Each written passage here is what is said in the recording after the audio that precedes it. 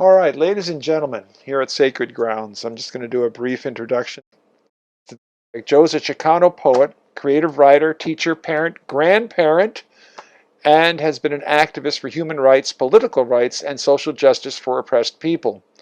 His poetry is inspired by people's struggles for human dignity, family, self-determination, liberation, democracy, peace, and preserving our Mother Earth. Quite the list, and quite remarkable, and all things worthy and of merit. He's authored several chapbooks of poetry, has been included in a number of literary anthologies and journals, and has been featured in 3 educational publications. A great, great voice, a wonderful voice.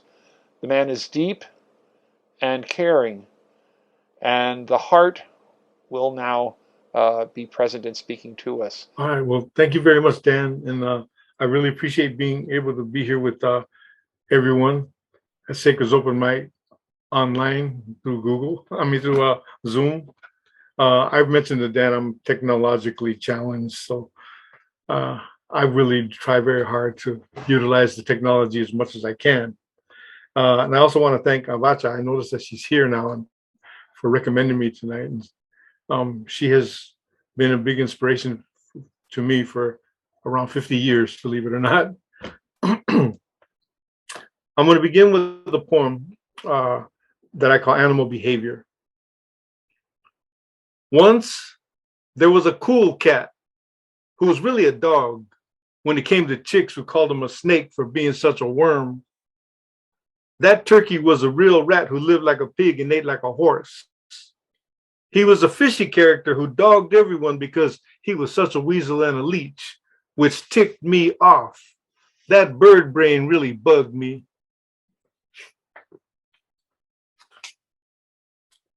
I'm going to read some really short pieces. You've heard of Miri Baraka. He said, you heard of a haiku? Well, this is a loku. So it's a little different. Clarify one thing. Let me clarify one thing. I don't want your land. I just want my land back.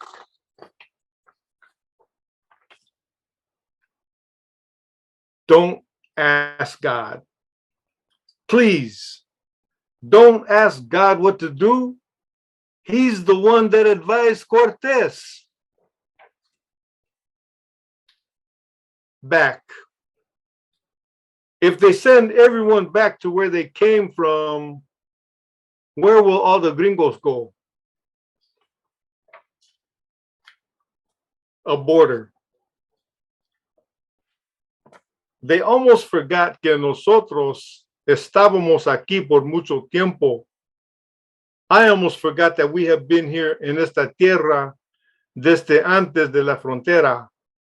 There was no border until they constructed it to lock out Mexicanos from Mexico Norte, but la verdad has been encoded in su memoria.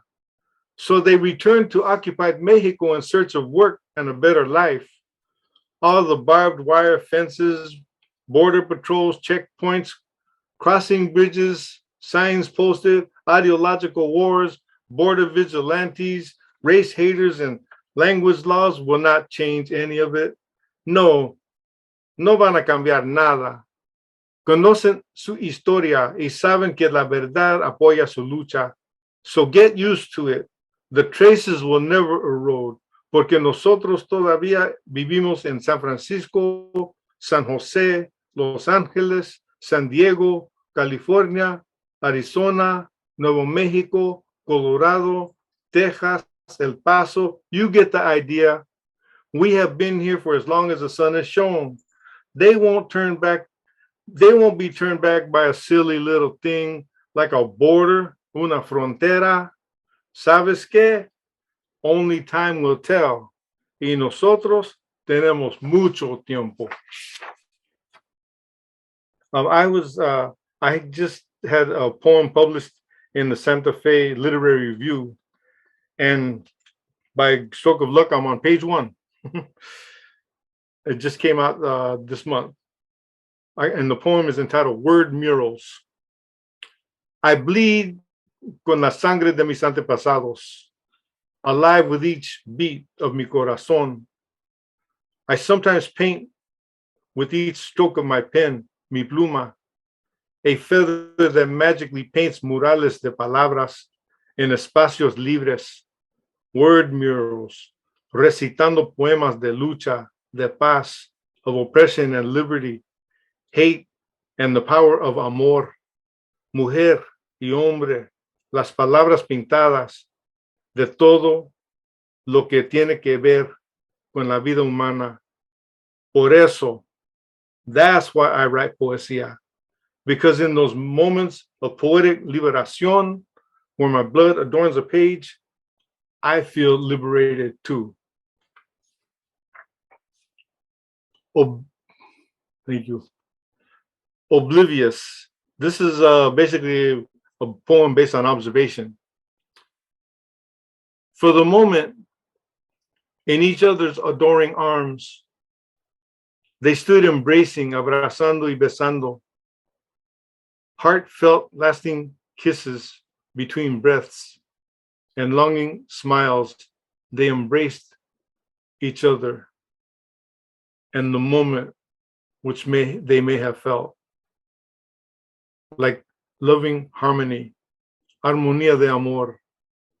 He shirtless, she casual, oblivious to passing traffic on the busy streets. No matter, they embraced amidst everything they own.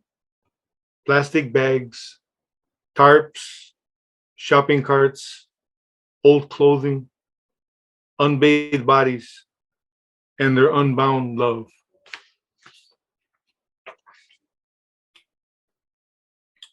This is another love poem from a different point of view. I closed my eyes. I closed my eyes in that moment, which felt like a lifetime.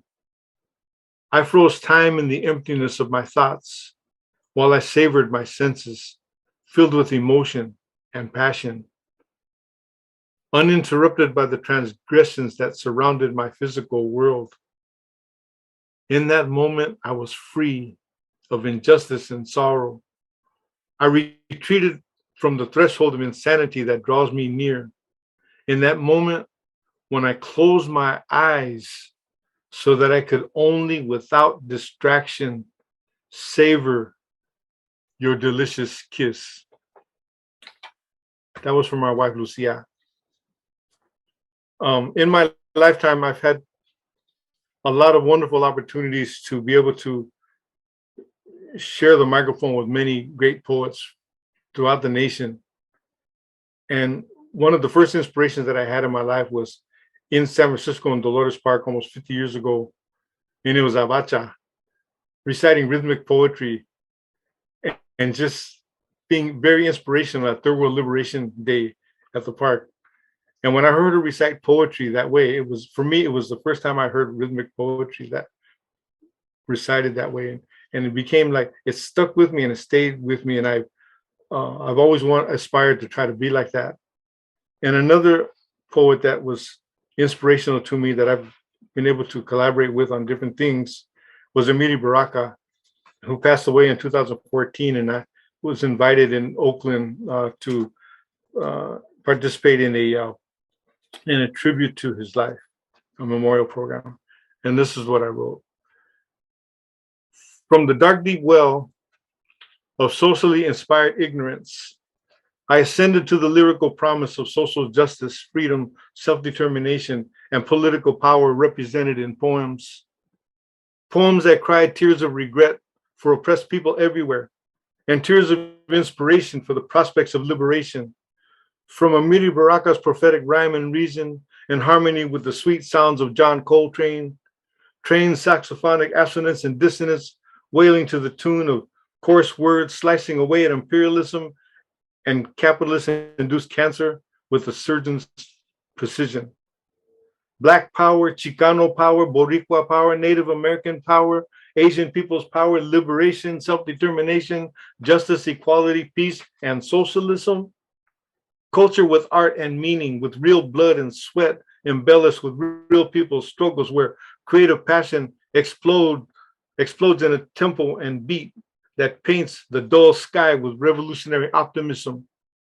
A son, husband, and father and brother to us all, Amiri has left and stayed at the same time. The dialectical outcome of birth and death, born to die. The physical self is gone while the essence remains. Revolutionary poet, playwright, essayist, music critic, and visionary. He will remain with us in a dialectical and historical materialist sense because the people won't let him go ever. Amiri Baraka, presente.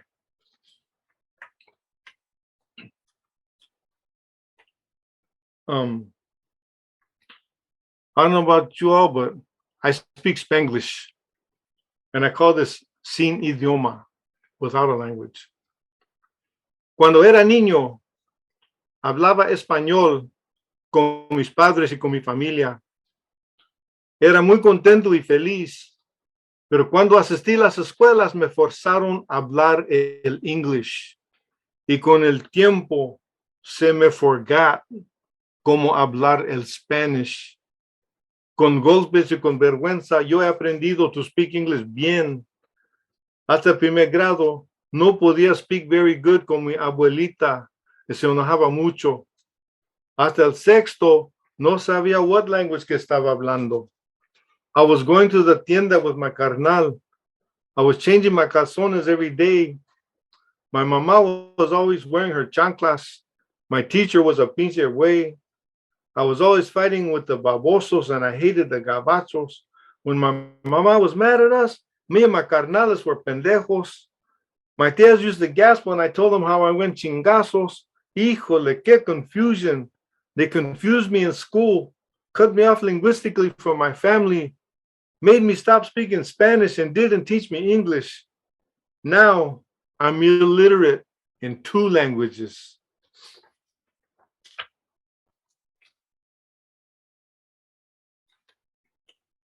Since I retired as a full-time teacher, I've been subbing in different places, and for the last 7 years, I've been a substitute at the California School for the Blind.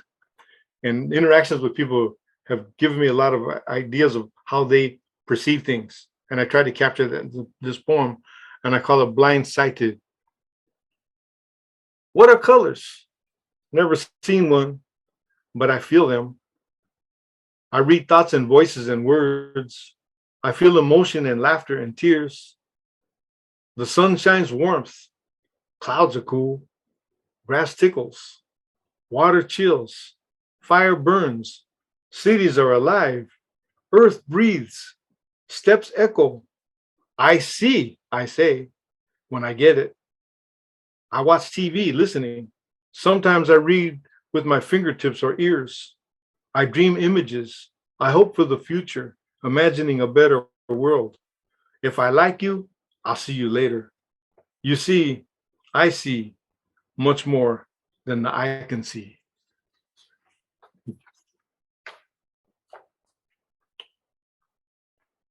This is a poem that I've written about my late brother when he was young. Well, when we were young, growing up in San Francisco in the Mission.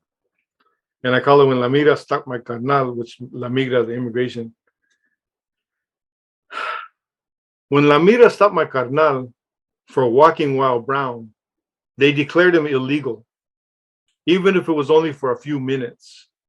He didn't know it was illegal to be brown until that moment when they asked him for his green card. He didn't know what a green card was because he didn't know that growing up in El Barrio Mission in San Pancho made him a foreigner in America. You see, all my carnal would say was, "What? Where are you from? What? Are you here illegally? What? Do you understand English? What?" All he could say was, "What?" Because he couldn't believe his ears and thought they were narcs just trying to harass him. So the questions made no sense. Finally, he figured it out. They were La Migra who couldn't tell one brown person from another and saw illegal scrawled on the foreheads of everyone in the barrio. They finally let him go. And all he could say was, "What?" I'm going to read a poem. This is a poem that Abacha requests a lot from me. And as you know, tomorrow is officially Mexican Independence Day. But the other day that most Chicanos celebrate is Cinco de Mayo, right? So this is a poem about Cinco de Mayo and how it gets co-opted from its original intent. And I call it, when did Cinco de Mayo become Cinco de Money or Cerveza de Mayo? When does Cinco de Mayo become Cinco de Mayo or Cerveza de Mayo? Cinco de Mayo, la batalla de Puebla, the defeat of French colonialism in Mexico to celebrate Mexico's first full-blooded Zapotec Indian president, Benito Juárez, and popular uprising of humble campesinos and obreros rising up against the imperial army of Napoleon.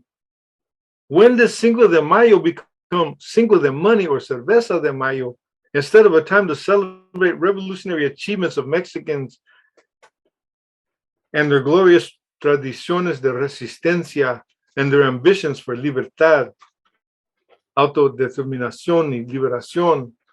When did Cinco de Mayo become Cinco de Money or Cerveza de Mayo, a drunk fest, a green, white, and red corporate day to get America drunk enough to forget injustice, inequality, and national oppression, a day of belligerence, chile, beans, and churritos, and chihuahuas, muchos stereotypes, and fiestas de ignorancia? When did Cinco de Mayo become Cinco de Money or Cerveza de Mayo? When did the connection between México's lucha por la independencia become severed from la raza viviendo en el abdomen de U.S. imperialism, luchando por la justicia, igualdad y autodeterminación? When did it stop being a celebration of la gente to honor activists and martyrs for the cause of social justice? When did it cease to be una celebración de la lucha, de las tradiciones y la cultura de nuestra gente? When did Cinco de Mayo become Cinco de Money or Cerveza de Mayo? When corporations poured millions de dólares and millions de cervezas to intoxicate la raza y toda la gente enough to forget what's important. Pero los ideales del Cinco de Mayo siguen. The ideals continue to thrive in the hearts and minds of la gente, the people who remain politically sober, unaffected by the flow of the money and beer as they celebrate Cinco de Mayo, a celebration of independence, self-determination, and pride.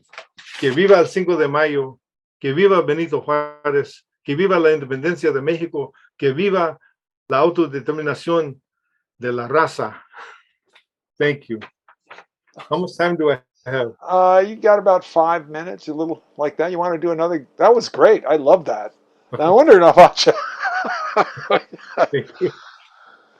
Last year, there was, what last year was like. And I wrote this called Cities Only Burn When. Cities only burn when people rage as death inflicted goes unrecognized, repeatedly, even when the world watches in gut-wrenching horror.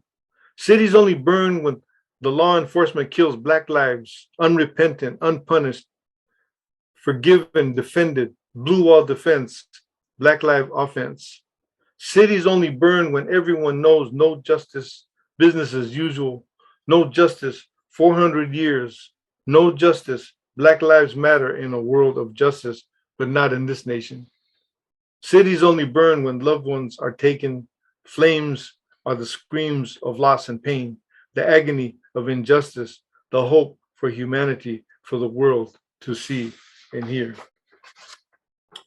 This one is, I try to take sort of a humorous way of challenging people to think differently. And I called it Ever Wonder Why. Ever wonder why a Palestinian named Jesus looks like Robert Redford? Don't ask why. It might be a lie. Ever wonder why an Aztec god named Quetzalcoatl was a Norseman? Don't ask why. It might be a lie. Ever wonder why Joaquin Murrieta, a Mexican hero in California, was hunted as a bandit? Don't ask why. It might be a lie. Ever wonder why your mama lived on welfare when there were jobs? Don't ask why. It might be a lie. Ever wonder why your carnal fit the description of every criminal on TV? Don't ask why. It might be a lie. Ever wonder why your hermana is described as a spicy enchilada? Don't ask why. It might be a lie. Ever wonder why you are treated as a foreigner on your land by the thief who stole it? Don't ask why. It might be a lie. Ever wonder why? You wonder why every single day? Don't ask why. It might be a lie. Thank you very much. Oh, that was great. That was great. I mean, those two last pieces, absolutely stellar, stellar, magic, wonderful. You, I'm going like this. I'm going like